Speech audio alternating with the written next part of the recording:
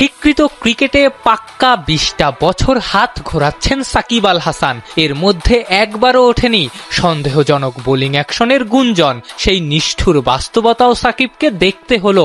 ICC স্বীকৃত ল্যাবে প্রথম পরীক্ষায় ফেলও মারলেন। দিন কয়েক আগে চেন্নাইয়ে আবারও পরীক্ষা দিয়েছেন। এখন আছেন ফলাফলের অপেক্ষায়। পরীক্ষা তো অলরেডি হয়ে গেছে, রেজাল্ট আসবে কিছুদিন পরে। প্রথম পরীক্ষায় ফেল মারার পর থেকেই সাকিবের চিন্তার শেষ নাই। শ্রীলঙ্কায় দিনরাত বোলিং অ্যাকশন শোধরানোর জন্য খেটেছেন। শুধু তাই না, কাজ করেছেন ছোটবেলার গুরু মোহাম্মদ সালাউদ্দিনের সঙ্গেও। অনলাইনেই চলেছে গুরু শিষ্যের অ্যাকশন শোধরানোর লড়াই। সাকিবের বোলিং এর A to Z হয়তো আমার জানা আছে, এটা আমি তার যে প্র্যাকটিস করাতে পারিনি।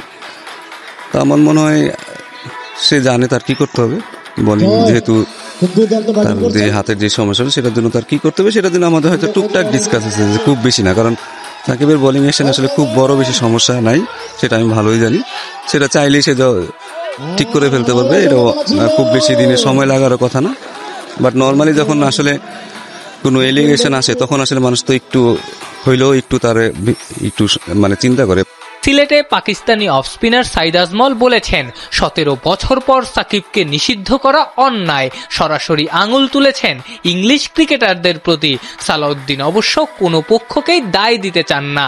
অতিরিক্ত লোডের কারণে হয়েছে, হয়তো সব বল না, হয়তো ২-১টা বল হয়েছে, সেটা হয়তো অতিরিক্ত লোডের, হয়তো বেশি স্পিন করাতে গেছে, তখন হয়তো আপার বডি ইউজ করছে বেশি বা হাতটা ইউজ করছে বেশি। পা থেকে শক্তি না নিতে পারলে তখন হাতের উপর প্রেশার পড়বে, স্বাভাবিক। এটা আমার মনে হয় ওইটা ঠিক করাটাও খুব বেশি বড় ফ্যাক্টর না।